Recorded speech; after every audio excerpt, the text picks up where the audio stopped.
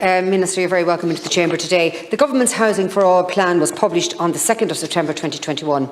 It is a proposed roadmap for housing in the state up to the year 2030 and sets out to make renting and purchasing affordable, eradicate homelessness, increase housing supply and ensure efficient use of existing housing stock. It is in the most recent instalments in a series of plans, strategies and roadmaps since 2011 which have sought to fix the Irish housing market in the wake of the 2008 recession and the austerity which followed. While the issue of housing is often described as one which is complex, the Government wastes no opportunity to remind us that so many of the market's problems cannot be fixed overnight. The genesis of so many of these problems is simple enough. The country went bust and everyone stopped building houses. Indeed, the idea of Ireland being in a housing crisis is so familiar to us now, there are some young adults who don't remember a time when there wasn't the case. As we reel in the years of Irish housing policy, some of the figures are shocking. From 2004 to 2014, the number of houses built by the private sector declined by 85%. In 2015, all of the combined local authorities in the country built 75 houses. 40 years ago, in 1975, that figure was 8,794. According to councillors countrywide, there was an unofficial moratorium on building in place across the country, with the Department of the Environment giving no funding for housing construction to local authorities. In response to requests made in 2012 for additional funding to meet local need, gives great insight into the attitude of the Department of the time. They said, "The Government has radically reformed housing policy with a shift in focus towards leasing options and greater involvement by the voluntary and community sector. No new builds, no future-proofing or planning, and letting NGOs pick up the slack. Is it any wonder that we now have 500 separate housing bodies in this country competing with the local authorities on bids for existing stock? And what has that fruit of all that been?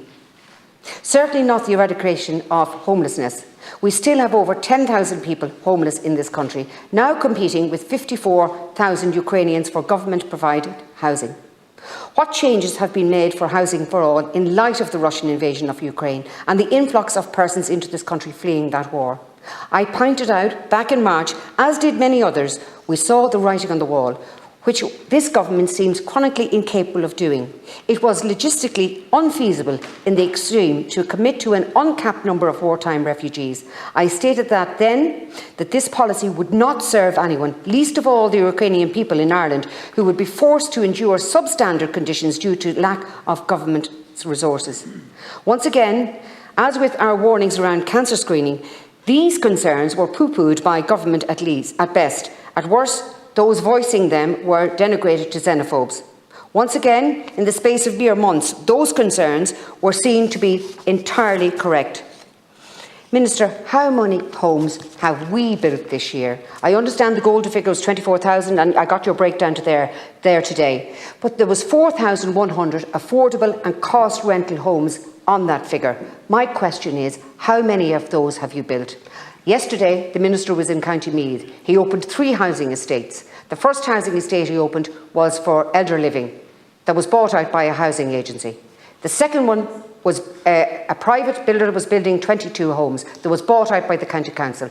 The third one was County Council built land and they built houses on that.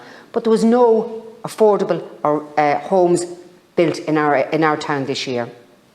I also understand that the commencement of constructions of units has entered its 6th consecutive month of decline. What will the impact of this be? How can this be reconciled with the Housing for All goals? Those figures are in the housing audit last week that came out. Speaking of goals, Minister, it seems like every month a new scheme has been rolled out to play its part in tackling the housing crisis. This is all very well and good, and government schemes have certainly been the drivers of positive change in this country, but they must be closely monitored for their performance and adjusted where necessary. 2 housing schemes, which myself and others feel are indeed of improvement, are the Crí Conacha, the Towns Fund scheme, and the Repair and Leasing scheme. The Repair and Leasing scheme is targeted at owners of vacant properties who cannot afford or access funding needed to bring their properties up to the required standard for rental properties. In return for funding, the property owner agrees to lease the dwelling to the local authority for use as social housing. Take-up in this scheme has been dismally low. You informed me last year that from 2017 to the end of 2020, a mere 234 dwellings had availed of the scheme, and I'm highly surprised that 190 of them have come from Waterford. An increase of the funding cap from 40,000 to 60,000 in November 2020 has served to increase interest, but really, I think a bigger loan is needed to be available here for that scheme. What would you get for 40,000 or 60,000 these days? You wouldn't get a new roof. The Cree Town Fund Scheme offers 30,000 for the refurbishment of vacant properties for occupation as a principal private resident.